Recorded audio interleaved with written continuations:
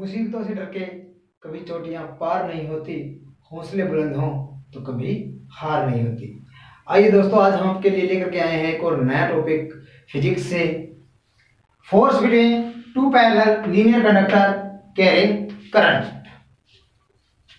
इसके अंदर हम करेंगे कि दो पैरेलल लीनियर कंडक्टर हैं जिनके अंदर से करंट फ्लो हो रहा है, वो एक दूसरे के किस तरीके से जो है फोर्स लगा रहे हैं आपस में, वो हम निकालेंगे इस वीडियो के अंदर। चलिए दोस्तों, वीडियो को शुरू कर लेते हैं।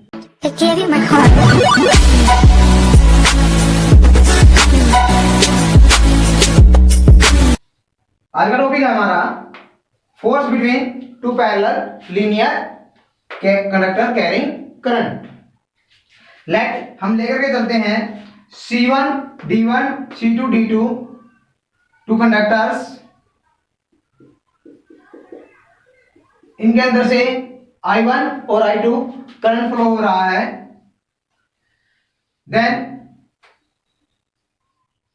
अगर हम निकालें कि C1 D1 के अंदर से जो करंट फ्लो हो रहा है I1, उसकी वजह से C2 D2 पर एक पॉइंट P, उस पर कितना फोर्स लगेगा, उस पर क्या इफेक्ट होगा, तो हमारे पास में राइट हैंड रूल के अकॉर्डिंग हमारा फोर्स की डायरेक्शन आ जाती है इनवर्ड या towards to the C1 D1। Similarly ये केस उसी का, ये हमने मैग्नेटिक फील्ड दिखाया है, ये जो सर्कल की फॉर्म में दिखा रखा है फर्स्ट के लिए, इसके अंदर से करंट फ्लो हो रहा है तो मैग्नेटिक फील्ड होगा। ऐसे ही सेकंड के लिए अगर इसका मैग्नेटिक फील्ड दिखाया तो ये इसकी लेफ्ट हैंड रूल से इसकी डायरेक्शन क्या आ जाएगी, इसकी भी टुवार्ड्स C2 D2। अगर हम मान के चलें इन दोनों के बीच में r डिस्टेंस है, तो तब हमारे पास में मैग्नेटिक फील्ड क्या हो जाएगा, तो मैग्नेटिक फील्ड क्या होगा आपके पास में at point P due to C1 D1, at P due to C1 D1। तो आपके पास में मैग्नेटिक फील्ड आता है दोस्तों B1, हम इसको लिख सकते हैं, तो ये बन जाएगा आपके पास में mu naught by 4 pi 2I1 R। ये हम पहले निकाल चुके हैं दोस्तों, एक लीनियर कंडक्टर की वजह से जो मैग्नेटिक फील्ड होता है उसकी वैल्यू। तो हमारे पास में आ जाता है मैग्नेटिक फील्ड। अब निकालेंगे कि अगर हमारे पास में हम मान के चले, ठीक है, यूनिट लेंथ के लिए, ये यूनिट लेंथ है, तो इस पर C2 D2 पर फोर्स कितना लग रहा है, force on C2 D2 for unit length.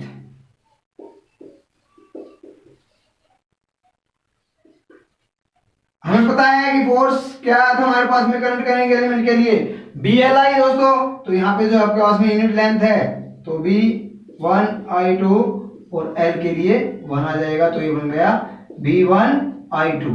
तो B1 की वैल्यू रख दें, यहाँ से B1 की वैल्यू हमने निकाल रखी है, mu naught by 4 pi 2I1 by R, और ये I2 इसके साथ में मल्टीप्लाई हो जाएगा दोस्तों। तो ये आ गया आपके पास में फोर्स। फोर्स क्या आ गया आपके पास में, ये आ गया। अब इसी से देखिए हम एक एम्पियर की डेफिनेशन निकाल लेते हैं, 1 एम्पियर, जो कि हमने +1 के अंदर डेफिनेशन पढ़ी है। अगर हम मान के चले कि ये दोनों कंडक्टर आपस में एक दूसरे से सेपरेटेड हैं 1 मीटर लेंथ से, और इनके अंदर से जो करंट फ्लो हो रहा है, ठीक है, या जो है फोर्स आपके पास में, देखो करंट मान ले हम पहले कि करंट जो है वो I1 और I2 की वैल्यू, दोनों की वैल्यू क्या है आपके पास में, I1 और I2 की वैल्यू 1 एम्पियर है, और आपके पास में डिस्टेंस क्या है, 1 मीटर है। तो तब क्या वैल्यू हो जाएगी इसकी, देखिए इसके अंदर, तो आपके पास में हो जाता है ये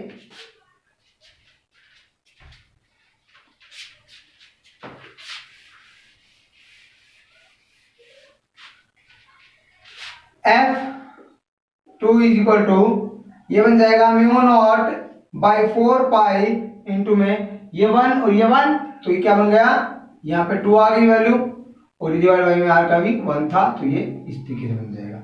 इसकी वैल्यू आप जानते हैं, 2 इंटू में इसकी वैल्यू होती है 10⁻⁻⁷, ठीक है, -7, तो ये आ जाएगा आपके पास में न्यूटन मीटर। तो इस तरीके से आपके पास में फोर्स आ जाएगा। अब देखो दोस्तों 1 एम्पियर की डेफिनेशन क्या थी हमारे पास में। 1 एम्पियर क्या कहता है, when two parallel linear conductor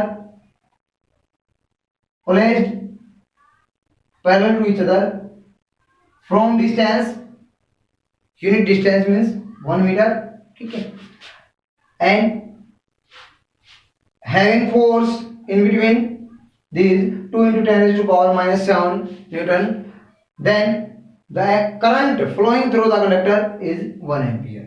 तो ये आपके पास में कहता है 1 एम्पियर की डेफिनेशन। तो इस केस से हम जो है दोस्तों 1 एम्पियर की डेफिनेशन भी निकाल सकते हैं। तो ये थी दोस्तों आपको इस टॉपिक के बारे में छोटी सी जानकारी। अब चलिए आगे हम नेक्स्ट टॉपिक कर लेते हैं, torque on A current carrying coil in a magnetic field. एक करंट कैरिंग कॉइल, यहाँ पे PQRS करंट कैरिंग कॉइल है, कोई भी PQRS, इसके अंदर से आई करंट फ्लो हो रहा है और मैग्नेटिक फील्ड के इन बिटवीन रखी है। तब इस पर क्या फोर्स अप्लाई होगा वो हम निकालेंगे। देखिए दोस्तों, according to right hand rule, left hand rule, हम क्या करते हैं कि फोर्स जो है, अगर करंट इस डायरेक्शन में है तो देखो दोस्तों ये करंट की डायरेक्शन, तो ये अगर करंट इस डायरेक्शन में है तो हमारा फोर्स अपवर्ड की साइड में। यहाँ देखो दोस्तों इस तरीके से है तो ये करंट तो हमारे पास में आ जाएगा, ठीक है। तो इस तरीके से हम करते हैं ना, इस तरीके से परपेंडिकुलर। तो अगर ये जो है आपके पास में, ठीक है, ये करंट इस तरीके से है तो ये डाउनवर्ड में इस तरीके से यहाँ इनसाइड में होगा और यहाँ आउटवर्ड में होगा, ठीक है दोस्तों। यहाँ अपवर्ड में हो जाएगा, यहाँ मतलब ऊपर की साइड में, यहाँ नीचे की साइड में, और यहाँ ऊपर और ये नीचे। तो ये और यहाँ मान रहे हैं इसकी जो ब्रेड्थ है वो B है और लेंथ जो है इसकी वो L है। आई इसके अंदर से करंट फ्लो हो रहा है और ये जो एंगल पे है ये थीटा एंगल पे, यहाँ से इसकी इंक्लाइंड है ये, और बाहर से अगर देखेंगे तो 180 माइनस थीटा पे इंक्लाइंड हो जाएगा। ये पॉइंट यहाँ मान करके चले हम जो है जहां पे हमने फोर्स माना है कि ये थीटा एंगल पे इंक्लाइंड है इसके साथ में, तो इसको दो रेक्टेंगुलर कंपोनेंट में तोड़ लिया हमने परपेंडिकुलर में। तो रेक्टेंगुलर कंपोनेंट देखो ये इधर हो जाएगा b cos थीटा और ये यहाँ हो जाएगा आपके पास में b sin थीटा। तो इस तरीके से हमने जो है इसको तोड़ लेना है। अब निकाल लेते हैं दोस्तों कि फोर्स क्या हो जाएगा। तो हम निकाल लेते हैं पहले 4 और ये 2 पे। तो 4 पे निकालते हैं फोर्स से, तो क्या हो जाएगा F4 फोर्स।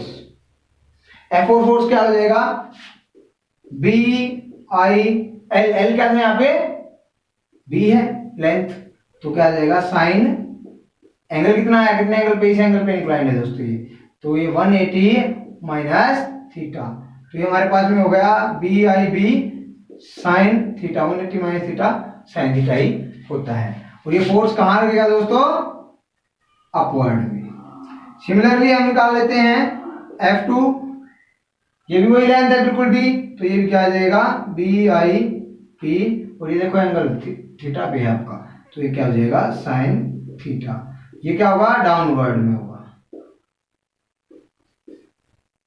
ऐसे ही दोस्तों हम निकाल लेते हैं F1 और F2। तो F3 F1 निकाल लेते हैं। F1 क्या बन जाएगा ILB साइन थीटा, और यहाँ पे साइन थीटा की वैल्यू थीटा देखो क्या है 90 है मैग्नेटिक फील्ड के ये कॉइल, एंगल क्या हो जाएगा 90 और sine 90 1 means F1 is equal to ILB। F1 कहाँ होगा, ये क्या होगा ऊपर की साइड में होगा या रीडर की साइड में होगा, ठीक है। तो ये क्या होगा दोस्तों अपवर्ड में होगा, ठीक है, या फ्रंट में आ रहा होगा। इस तरीके से हम जो कर सकते हैं, या ऐसे लिख सकते हो ऑन रीडर साइड। इस तरीके से F3 हमारे पास में F3 निकाल देते हैं दोस्तों यहां से कि F3 हमारे पास में क्या हो जाएगा, मैं यहां लिख लेता हूं छोटा सा इक्वेशन F3। तो ये क्या आ जाएगा ILB साइन 90 होगा ये दोस्तों यहाँ भी, ठीक है। इसकी वैल्यू 1 और ये क्या होगा अवे फ्रॉम रेडर, इसकी डायरेक्शन होगी। ये हमने निकाल लिया है दोस्तों फोर्स, ठीक है। अब क्या है कि ये जो F2 और ये F4 दोनों के दोनों फोर्स देखो दोस्तों इक्वल एंड अपोजिट है आपस में। तो इक्वल एंड अपोजिट है एक कॉइल पे, तो दोनों के दोनों क्या होंगे आपस में कैंसिल आउट हो जाते हैं। तो ये दोनों फोर्स कैंसिल आउट हो जाते हैं, आपस में एक दूसरे का इफेक्ट कैंसिल कर देंगे। अब रह कौन से गए F1 और F3, बट ये क्या है इक्वल फोर्स हैं, बट आपस में क्या कर रहे हैं अपोजिट डायरेक्शन में लग रहे हैं। ऐसे कोई भी चीज है इस पे इधर की साइड में अंदर की साइड में फोर्स लग रहा है, यहाँ बाहर की साइड में, तो ये क्या होगी ऐसे रोटेट करना स्टार्ट कर देगी। तो इस तरीके से जो ये कॉइल इसके अंदर रोटेट करना स्टार्ट कर देती है इन फोर्स के कारण, ठीक है। तो ये जो कॉइल अपने आप में रोटेट करना स्टार्ट करती है इस फोर्स के वजह से, तो फोर्स के रोटेशन के केस में हम क्या निकालेंगे टॉर्क। तो हमारे पास में टॉर्क आ जाता है, टॉर्क तो क्या बन जाएगा टॉर्क, तो फोर्स इंटू परपेंडिकुलर डिस्टेंस होता है दोस्तों, यहां परपेंडिकुलर डिस्टेंस फोर्स इंटू ये आगे परपेंडिकुलर डिस्टेंस PT। तो फोर्स हमारे पास में क्या आया है दोनों ILB आया है, तो यहाँ पे हमारा ILB का जो है लिख लेते हैं फोर्स को, और हाँ ILB फोर्स लिख लेते हैं, ठीक है। तो ILB और PT, ठीक है, और PT की वैल्यू हम निकाल लेते हैं। तो ये हमारे पास में बन जाएगी दोस्तों B cos theta, cos theta निकाल करके हम निकालेंगे तो B cos थीटा वाली वैल्यू आ जाएगी हमारे पास में। तो ये आ गया आपके पास में PT की वैल्यू। तो L और B इसको हम क्या बोल सकते हैं एरिया, तो ये आ गया आपके पास में cos IAB cos थीटा, तो ये हमारे पास में बन जाता है क्योंकि L इंटू में B क्या बन गया एरिया। तो टॉर्क आपके पास में आ गया ये। अगर हम कहें कि n नंबर ऑफ टर्न्स हैं ऐसे ही कॉइल के अंदर, तो n से इसको मल्टीप्लाई कर देंगे हम जो है, और क्या लिख सकते हैं टॉ इज इक्वल टू, अगर और n और I और A, I और A की प्रोडक्ट दोस्तों कहलाती है मैग्नेटिक मोमेंट, करंट इनटू में एरिया। तो ये magnetic moment number of turns के लिए, तो MB cos थीटा लिख सकते हैं हम। तो ये आपके पास में मिल जाता है दोस्तों टॉर्क। अब देखिए यहाँ पे एक एंगल अल्फा माना है हमने, तो उस केस के अंदर तब क्या हो जाएगा हमारे पास में, देखो ये एंगल अल्फा, ठीक है, ये और हमारे पास में क्या है अल्फा और थीटा की वैल्यू 90 डिग्री है, दोनों को अगर सम करें तो theta plus alpha is equal to 90 degree और theta is equal to 90 minus alpha. और अगर हम ये 90 माइनस अल्फा ये वैल्यू रख देते हैं यहाँ पे कोस की जगह पे, तो ये 90 माइनस अल्फा क्या बन जाएगा आपके पास में MB साइन अल्फा, ये आपके पास में वैल्यू बन जाती है। और साइन को हम क्या कर सकते हैं क्रॉस प्रोडक्ट के अंदर लिख सकते हैं, तो M इंटू में B हमारे पास में आ जाएगा। इसी के अंदर दोस्तों हम करके चलते हैं कुछ स्पेशल केसेस। अगर हम मान करके चलें कि वैल्यू जो है